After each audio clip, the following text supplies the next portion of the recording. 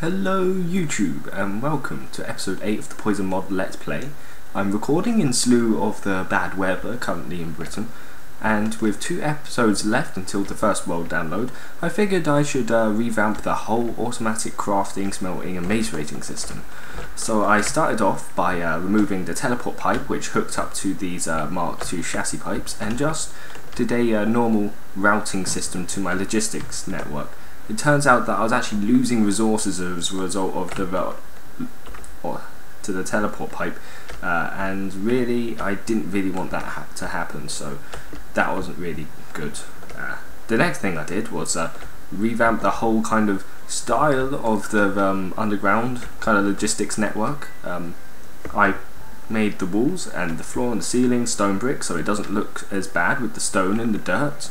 And I added a few more recipes to my automatic crafting system as always, and I actually did something with this provider pipe, but I'll tell you that in a minute. I also added my automatic smelting system.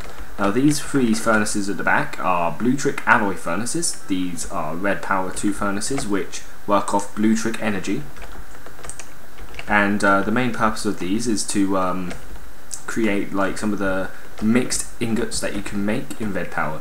But you can also get furnaces that do exactly like normal furnaces but run off BlueTrick power, which are these type of furnaces. So I taught the system how to smelt some of the basic things because I needed it so I could easily create some of the recipes in my automatic smelting system, and I felt BlueTrick energy was probably the easier to obtain rather than using my industrial craft energy for my MFE. Speaking of which, I removed the LV transformer, so everything is just running off pure MFE energy, so that's nice as well.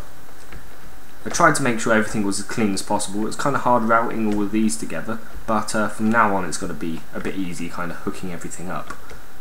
I'm just going to show you what I did with that project table before going on with the main aim of this episode. As you can see, there's 20 of each item in here, and the idea is when I use these items in the project table, they'll automatically refill as I set the provider pipe to automatically provide 20 of each item in order for me to make some really nice stuff in the future.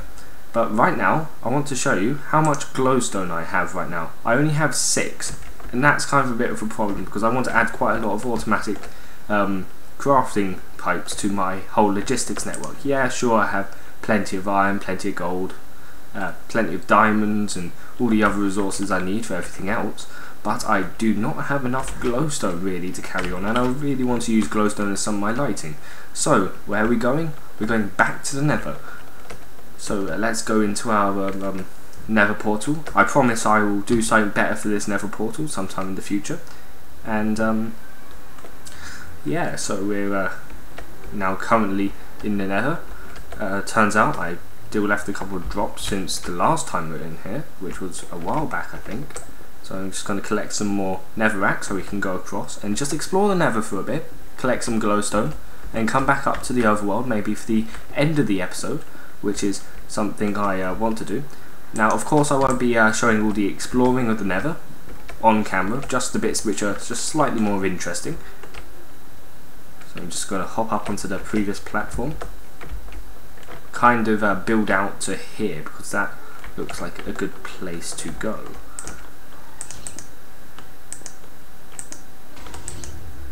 I can hear a ghast, but so that's not good news.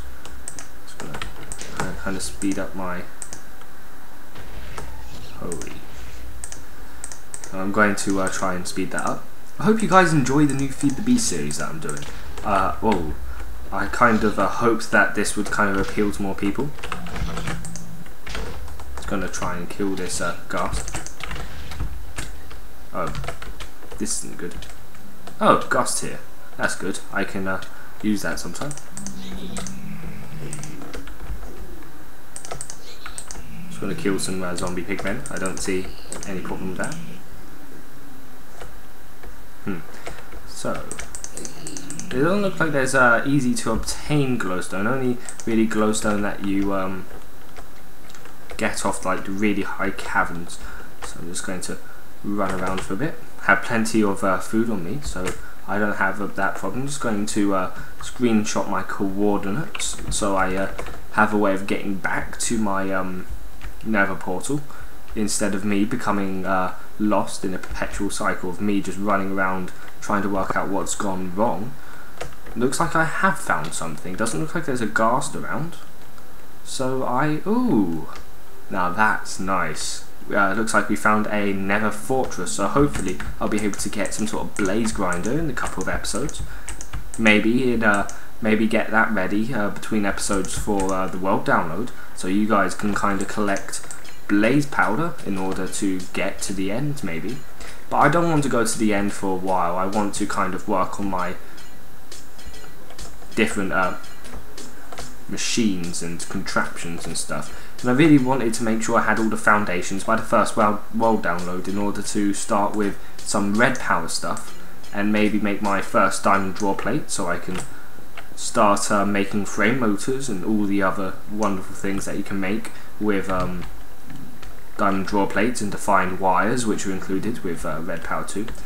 And I also wanted to kind of start with forestry by breeding a few bees and kind of getting some of the combs. And let's see how much glowstone we have. Now that looks like that will do for now. I also want to screen cap the coords of this nether fortress, because I want to... Whoa, that's not nice. Just going to screen cap that, press F3, and I'm going to go back to the overworld, so I'll see you there. So I wanted to note while I was actually out in the overworld, just before I wanted to start recording again, I actually decided to look around my world a little bit, and actually looks like there's quite interesting terrain here. Not only do you have the extreme hills on the winter biome, but you also got this really nice ravine which has plenty of resources, not that I need any at this point, but also my first volcano, which is part of red power obviously, and produces basalt or basalt. I can't remember how you pronounce it exactly, but unlike a marble, it digs itself up as basalt cobblestone, and then you have to smelt it to get back. And much like marble, you can turn it into a brick version which looks really nice. So it's kind of like the opposite of marble in that sense. So what I was trying to do before I wanted to start recording, because one of the things I needed to make included some leather, so I needed to find a cow to kill to do that. So this will be interesting to note, because we got a lava spawn here which actually goes all the way down, I think, to bedrock. So that will be good to kind of get a Buildcraft pump going and kind of pump some of that lava out and use that sometime. Maybe make some geothermal generators, maybe. But I'll see you back once I've kind of finished with the behind the scenes business. Right, so what we're going to be building is a kind of filter, deployer and retriever system mixed with water mills from Industrial Craft 2 to generate a little bit of Industrial Craft energy. Because even though these these solar panels are producing actually quite a lot of electricity, it's not really going to help if I want to add maybe some Industrial Craft 2 machines, maybe to automate things like macerating.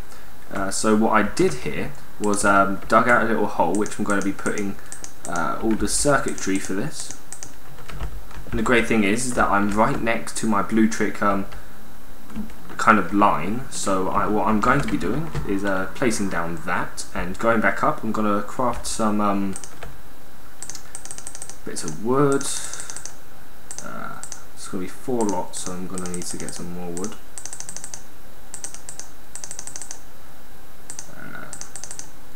Get the generators in the middle, sticks, and then wood. There we go. Thought it would be like something like that. Go down and place it, and this is kind of like the first part of it.